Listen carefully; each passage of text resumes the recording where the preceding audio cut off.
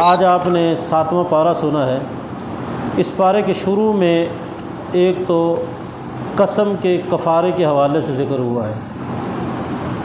ہم بھی زندگی میں کبھی کوئی قسم اٹھا لیں اور وہ قسم پورا نہ کر سکیں تو اس کا کفارہ دینا چاہیے، اور اگر کوئی قسم انسان غلط اٹھاتا ہے تو بھی اس کا کفارہ دینا چاہیے۔ اور قسم کا کفارہ آسان رکھا ہے اللہ نے، انسان کی وسعت اور طاقت کے مطابق ہے۔ اس کا کفارہ کیا ہے؟ لا یؤاخذکم اللہ باللغو فی ایمانکم، جو انسان ارادے سے قسم نہیں اٹھاتا ویسے ہی زبان سے قسم نکل جاتی ہے، جس طرح آپ نے دیکھا ہوگا عربوں کو کہ جب وہ بات کرتے ہیں تو یاللہ واللہ تاللہ باللہ، بات بات میں وہ کہتے رہتے ہیں یاللہ واللہ باللہ تاللہ۔ یہ قسم جو ہے ان کا نہ ارادہ ہوتا ہے، یہ ان کا ایک طرز گفتگو ہے، تو اس کا کفارہ نہیں۔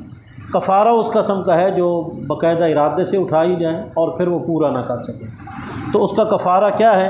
وَلَٰكِن يُؤَاخِذُكُمُ اللَّهُ بِمَا عَقَّدتُّمُ الْأَيْمَانَ، جو تم نے پختہ ارادہ اور پکے ارادے سے قسم اٹھائی۔ فَكَفَّارَتُهُ إِطْعَامُ 10 مَسَاكِينَ مِنْ أَوْسَطِ مَا تُطْعِمُونَ أَوْ كِسْوَتُهُمْ أَوْ تَحْرِيرُ رَقَبَةٍ، 10 مسکین کو کھانا کھلا دو یا ان کے کپڑے دے دو 10 مسکین کے، یا غلام آزاد کر دو، اور اگر یہ وسعت طاقت نہیں ہے فَمَن لَّمْ يَجِدْ فَصِيَامُ 3 أَيَّامٍ، پھر 3 دن کے روزے ہیں۔ تو غلام آزاد کرنا ہے یا 10 مسکین کو کھانا کھلانا ہے، اور اگر یہ نہیں تو پھر 3 دن کے روزے رکھ لینے، یہ قسم کا کفارہ ہے۔ اسی طرح کوئی بندے نے منت مانی ہے اور منت پوری نہیں کر سکا، مثلا منت مانی کہ اللہ میرا یہ کام کر دے، میں 100 نفل پڑھوں گا، اس وقت تو جذبات میں آ کے کہہ بیٹھا، اب جو ہے نا وہ 100 نفل اس کے لیے پڑھنا مشکل ہو گیا تو وہ نہیں پڑھ سکتا، تو اس کا کفارہ بھی یہی ہے کہ وہ مسکین کو کھانا کھلا دے 10، یا 10 مسکین کو نہیں کھلا سکتا تو پھر 3 دن کے روزے رکھ لیں، اور وہ تو سب سے زیادہ مشکل ہے غلام آزاد کرنا، تو یہ تینوں میں سے جو وہ کر سکتا ہے وہ کر لے۔ کچھ لوگ ایسے ہیں کہ وہ قسم بھی اٹھا لیتے ہیں اور ان کے ذہن میں یہ ہوتا ہے کہ چلو بعد میں کفارہ دے دیں گے۔ اس کا ایک واقعہ آپ کے سامنے رکھتا ہوں۔ ایک مولوی صاحب نے پہلی شادی کی خاندان میں، پھر دوسری شادی کر لی، تو دوسری شادی کی تو وہ پڑھی لکھی تھی، عالمہ فاضلہ تھی، اور بعض اوقات انسان یہ بھی بنیاد بنا لیتا ہے کہ وہ تو جی پہلی جو ہے وہ پڑھی لکھی نہیں ہے، اب میں پڑھی لکھی سے رشتہ کروں گا، شادی کروں گا۔ حالانکہ یہ کوئی بنیاد بنانا ضروری نہیں ہے، چاہے پہلی پڑھی لکھی ہو نہ پڑھی لکھی ہو، اللہ نے 4 کی اجازت دی ہے، تو خواہ مخواہ انسان بہانے نہ بنائے، ویسے کرنی ہے تو کر لے۔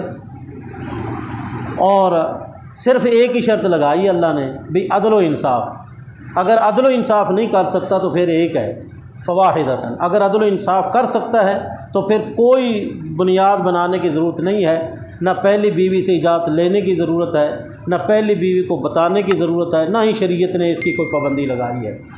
تو وہ مولوی صاحب نے دوسری شادی کی، اور دوسری کے بعد پھر مولوی صاحب نے تیسری بھی کر لی۔ جب تیسری کی تو دوسری کو پتہ چل گیا کہ تیسری شادی کر چکا ہے، تو اس نے کہا آپ نے شادی کر رکھی ہے؟ کہنے لگا اللہ کی قسم میں نے شادی نہیں کی، اللہ کی قسم میں نے شادی نہیں کی، قسم اٹھا دی۔ وہ مطمئن ہو گئی، لیکن آخر کار کب تک انسان چھپا سکتا ہے؟ رات کو آنا جانا، دنوں کو غائب رہنا، کبھی آنا کبھی نہ آنا، تو یہ سب کچھ ہوتا ہے، پتہ چل جاتا ہے۔ اس کو شک گزرا تو اس دوسری بیوی نے اپنے بھائی کو مولوی صاحب کے پیچھے لگا دیا کہ ان کی جو ہے نا رات دن نگرانی کرو، تو بالآخر وہ بندہ اس کے پیچھے پیچھے بھائی اس کا، اور لاہور میں اس نے رکھا ہوا تھا وہ تیسری بیوی کو، تو اس نے پوری تسلی کر لی، اور تسلی کر کے کہ یہاں یہ رہنا سہنا ہے، اور اپنی بہن کو جا کے بتا دیا۔ اب بہن نے تیاری کی اور مولوی صاحب کو موقع پہ جا کے گرفتار کر لیا، اندر ہی دروازہ باہر سے کھٹکھٹایا، اور وہ باہر نکلا، اس نے کہا شاید کوئی ملنے والا ہے، تو باہر نکلا تو بیوی تھی۔ اب اس نے اجازت کیا لینی تھی، وہ تو اندر چلی گئی، اندر دیکھا تو بیوی موجود، تو کہنے لگا آپ نے تو قسم اٹھائی تھی۔ کہنے لگا ہاں قسم تو اٹھائی تھی، میں قسم کا کفارہ دے دوں گا، میں قسم کا کفارہ دے دوں گا۔ اور ساتھ یہ بھی کہا کہ یہ بھی ہے قسم اٹھانا جائز ہے، جب گھر برباد ہونے کا خطرہ ہو تو جھوٹ بولنا بھی جائز ہے، جب گھر برباد ہونے کا خطرہ ہو تو جھوٹ بولنا بھی جائز ہے۔ میرا یہ دوسرا گھر برباد ہوتا تھا اس لیے میں نے جھوٹ بولا، تو بہرحال یہ تو ایک واقعہ تھا، لیکن ایسا نہیں کرنا چاہیے۔ کیا جھوٹ بولنے کی ضرورت ہے؟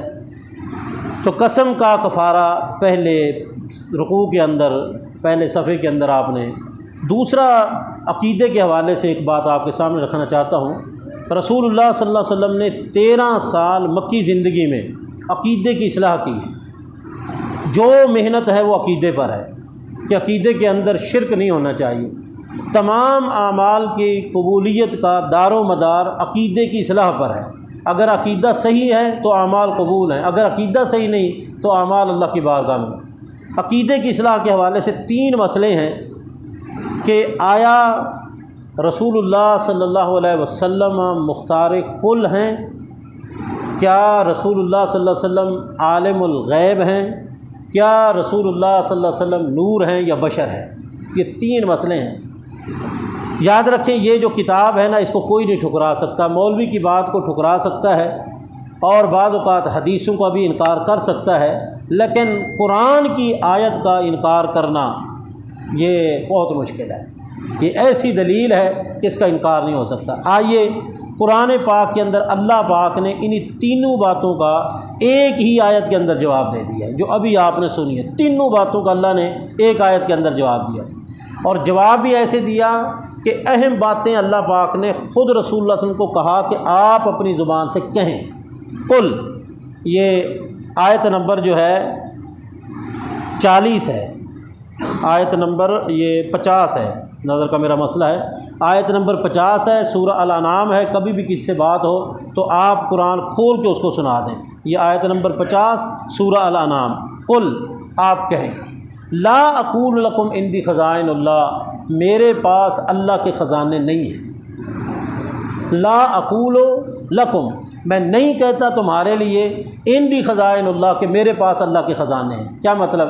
کہ میں مختار کل نہیں ہوں، میں مختار کل نہیں ہوں۔ دوسرا کہیں آپ، ولا عالم الغیب، میں غیب کو بھی نہیں جانتا، میں غیب کو بھی نہیں جانتا۔ اور تیسرا آپ کہیں، ولا اقول لکم انی ملک، میں یہ بھی نہیں کہتا کہ میں فرشتہ ہوں، میں نور ہوں۔ یہ تینوں باتوں کا اللہ نے ترتیب سے ہی جواب آپ کی زبان سے کہلوایا کہ آپ کہیں کہ میرے پاس خزانے نہیں، میں مختار کل نہیں ہوں، میں غیب کو نہیں جانتا، اور میں فرشتہ بھی نہیں ہوں، میں نور بھی نہیں ہوں۔ البتہ میں ہوں انسان، لیکن میرے اندر اور تمہارے اندر بہت بڑا فرق ہے۔ ان اتبع الا ما یوحی الی، میں نہیں پیروی کرتا مگر اس بات کی جو اللہ کا پیغام میرے پاس آتا ہے۔ آگے کل آپ ان کو یہ بھی کہہ دیں، حل یستوی الاعمی والبصیر، کیا اندھا اور دیکھنے والا برابر ہو سکتا ہے؟ اندھا اور دیکھنے والا، جو رسول اللہ صلی اللہ علیہ وسلم کو کہے کہ آپ مختار کل ہیں، وہ اندھا ہے۔ جو رسول اللہ صلی اللہ علیہ وسلم کو کہے کہ آپ عالم الغیب ہیں، وہ اندھا ہے۔ جو رسول اللہ صلی اللہ علیہ وسلم کو کہے کہ آپ نور ہیں، وہ اندھا ہے۔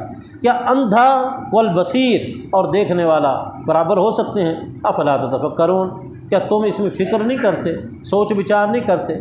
قرآن کی یہ آیت جب کسی کے سامنے رکھی جائے اور اس کو بتلایا جائے، پتہ ہے آگے سے کیا جواب دیتے ہیں؟ وہ کہتے ہیں کہ قرآن کی کچھ آیاتیں ایسی ہیں جن کا معنی مفہوم پتہ نہیں چلتا کسی کو۔ یہ آیات ان میں سے ہے کہ اس کا معنی مفہوم کسی کو پتہ ہی نہیں ہے۔ ایک ہے اس کا ظاہر، ایک ہے اس کا باطن۔ یہ جو ظاہر ہے یہ تو سمجھ آ جاتا ہے، لیکن اس کا جو باطن ہے وہ نہیں سمجھ آتا۔ یاد رکھیں رسول اللہ صلی اللہ علیہ وسلم نے جو قرآن دیا ہے اس کا ظاہر اور باطن بالکل آسان ہے سمجھنا۔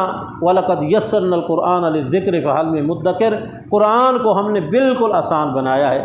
اس لیے عقیدہ درست ہونا چاہیے۔ عالم الغیب صرف ایک اللہ ہے، اللہ کے سوا کوئی نہیں۔ مختار کلی اختیار صرف اللہ کے پاس ہے، اللہ کے سوا کسی کے پاس نہیں ہے۔ اور نبی علیہ الصلوۃ والسلام نور نہیں ہیں، بشر ہیں، لیکن بشروں میں سب سے اعلیٰ اور افضل ہیں۔ ہمارا تو عقیدہ یہ ہے کہ اللہ کے بعد اگر کوئی افضل ہے تو محمد رسول اللہ صلی اللہ علیہ وسلم ہے۔ ملائکہ سے بھی افضل ہیں، اور تمام جو بشر ہیں ان میں سے بھی اعلیٰ اور افضل ہیں۔ یہ ہمارا عقیدہ ہے، اور یہی عقیدہ قرآن و سنت کے مطابق ہے۔ اللہ ہمیں قرآن و سنت سمجھنے اور عمل کرنے کی توفیق عطا فرمائے۔ آپ صاحب کہہ رہے ہیں کہ کچھ لوگ کہتے ہیں کہ اگر آپ کو عالم الغیب یا نور یا مختار کل نہ مانا جائے تو آپ کی شان میں کمی آتی ہے۔ یاد رکھیں، آپ کی شان جو اللہ نے بیان کی ہے وہ پورے کا پورا قرآن اس کی گواہی دیتا ہے۔ ہم اسی شان کے قائل ہیں جو قرآن نے کیا کی ہے، بیان کی ہے۔ ہم اس شان کے قائل نہیں ہیں جو قرآن کے کیا ہے، منافی ہے۔ میں نے یہ آیت پڑھ کے سنائی ہے، حوالہ دیا ہے، اور اس میں جو الفاظ ہیں، جو معنی ہیں، بالکل واضح ہیں اور آسان ہیں۔ اس لیے اب اگر کوئی یہ بات کہے گا تو اس کا مطلب ہے وہ قرآن کو نہیں سمجھتا۔ اللہ ہمیں سمجھنے کی توفیق عطا فرمائے۔